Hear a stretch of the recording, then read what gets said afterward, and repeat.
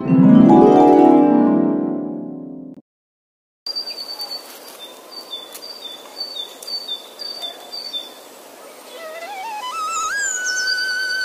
বানর, আমার জঙ্গলের সমস্ত পশু প্রাণীকে তুই খুব তাড়াতাড়ি খবর দে যে আমি তাদের সঙ্গে দেখা করতে চাই।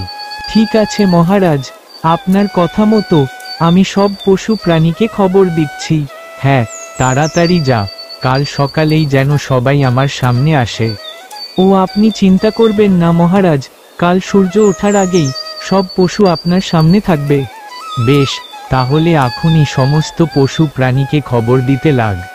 আজ্ঞে মহারাজ।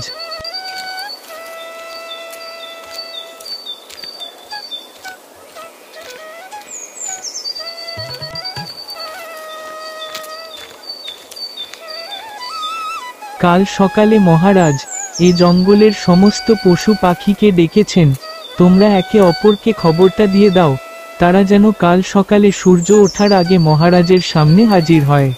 ঠিক আছে, আমরা সবাই মিলে গোটা জঙ্গলে ব্যাপারটা রটিয়ে দিচ্ছি।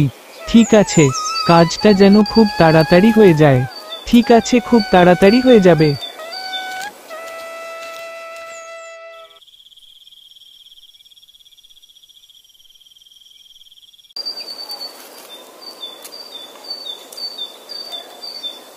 সবাই এসে গেছে? হ্যাঁ মহারাজ, আপনার কথা মতো সবাই এসেছে। এ কি, শিয়ালকে দেখতে পাচ্ছি না, শিয়াল খবর পায়নি নাকি? হ্যাঁ মহারাজ, শিয়ালকে তো আমি নিজেই খবর দিয়েছিলাম। আমি দেখেছি, এটা জেনেও শিয়াল এলো না। আচ্ছা মহারাজ, আমাদের কেন ডাকা হয়েছে? আরে না, আমি হলাম জঙ্গলের রাজা, আর রাজা হিসেবে তোমাদের সুখে রাখার দায়িত্বটাও আমার, তাই আমি সকলের ভালোর জন্য একটা নতুন নিয়ম করতে চাই। কি সেই নতুন নিয়ম মহারাজ? সেই নতুন নিয়ম হলো, জঙ্গলের সমস্ত পশু প্রাণীর হিসেব রাখাটা একাই আমার পক্ষে সম্ভব নয়, তাই তোমাদের মধ্যে কয়েকজনকে আমি এই জঙ্গলের সর্দার করতে চাই। সর্দার করে কি হবে মহারাজ? একটা সর্দারকে যে পশুর সর্দারি দেওয়া হবে, সেই পশুদের সমস্যা তাদের সর্দারকে বলবে, আর সপ্তাহের শুক্রবারের দিন সমস্ত সর্দার আমাকে সেই সমস্যার কথা বলবে, আর আমি রাজা হিসেবে সেই সমস্যা দূর করার চেষ্টা করব। এতে করে আমার রাজ্যে কোনো সমস্যা থাকবে না, আর কাউকে দূর দূরান্ত থেকে আমার কাছে কষ্ট করে আসতে হবে না। সত্যি মহারাজ, আপনার মতো রাজা পাওয়া ভাগ্যের ব্যাপার। ঠিক আছে বানর, বলেন মহারাজ। তুই হলি সমস্ত বানরের সর্দার। ঠিক আছে মহারাজ, তাই হবে। আর এই যে হাতি, তুমি হলা সমস্ত হাতি ও পাখির সর্দার। আজ্ঞে ঠিক আছে মহারাজ। এইভাবে বেশ কয়েকজনকে জঙ্গলের সর্দারি পদে নিযুক্ত করা হলো। মহারাজের জয় হোক। ঠিক আছে, তোমরা এবার আসতে পারো।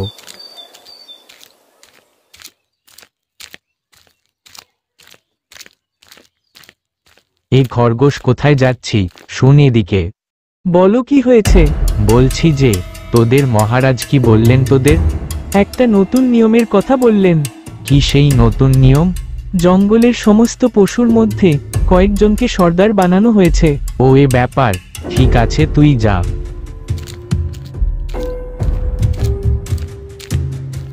বেটা বাঘ, কে জানে এবার কি ফন্দি করবে।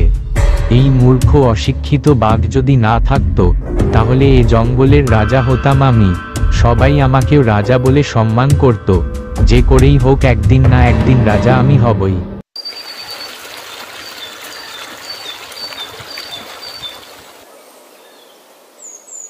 বলো গুরু, কেন ডেকেছ আমাদের?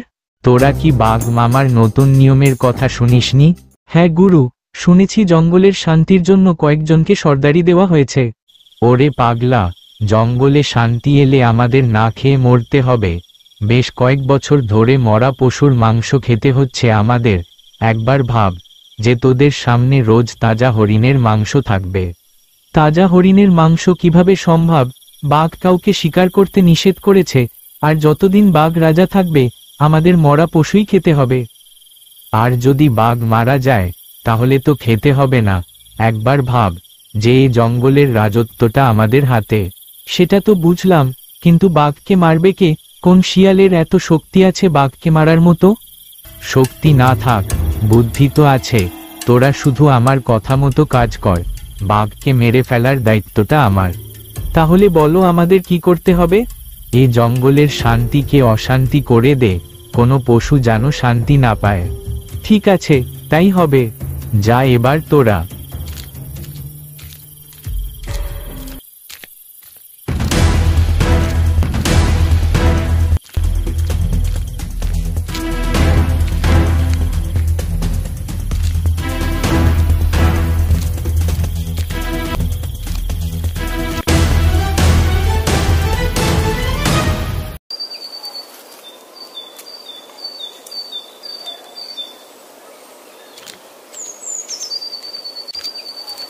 এটা তো একটা খরগোশ, কিভাবে মরলো এটা? আরে আরো একটা, কিভাবে মরলো এটা? ও মা, এটা মরলো কিভাবে? মহারাজকে খবরটা দিয়ে আসি। কি ব্যাপার, সব ঠিক আছে তো? কিছুই ঠিক নেই মহারাজ, জঙ্গলে এক এক করে সমস্ত পশু পাখি মরতে শুরু করেছে। কিভাবে মরলো তারা? কিছুই বুঝতে পারছি না আমিও। কিন্তু বসে থাকলে তো চলবে না, আমাদের কিছু একটা করতে হবে। ঈশ্বরের কাছে প্রার্থনা ছাড়া আমাদের আর কিছুই করার নেই। ঠিক আছে, তোমরা যাও, আর বাকি প্রাণীদের খেয়াল রেখো। ঠিক আছে মহারাজ, তাই হবে। তারপর বাঘ একটি নির্জন জায়গায় চলে গেল। হে ঈশ্বর, এগুলো কি হচ্ছে আমার রাজ্যে? রাজ্যের সবাই মারা গেলে আমার রাজা হয়ে লাভ কি? তোর রাজা হয়ে কোনো লাভ নেই, তোর রাজ্যে কেউ বাঁচতে পারবে না। কিন্তু কিছু তো উপায় থাকবে আমার জঙ্গলের সবাইকে বাঁচানোর। হ্যাঁ, সব মুশকিল পথ থেকে বাঁচার উপায় আছে, তোরও সেই উপায় নিশ্চয়ই থাকবে। তবে বলো আমায়, কি সেই উপায়? তোর মৃত্যু। মানে, তুই যদি তোর রাজ্যের পশু পাখিকে বাঁচাতে চাস, তাহলে তোকে আত্মত্যাগ দিতে হবে, আর তোর মৃত্যু দিয়ে এ জঙ্গলে বাকিদের প্রাণ বেঁচে যাবে। ঠিক আছে, আমার প্রাণ ত্যাগে যদি হাজার হাজার পশু প্রাণীর জীবন বাঁচে, তাহলে আমি প্রাণ ত্যাগ দিব। ঠিক আছে, কাল পূর্ণিমার রাতে এখানে এসে দেখবি একটা বিষের পাত্র থাকবে, সেই বিষ খেয়ে তোকে মৃত্যুবরণ করতে হবে।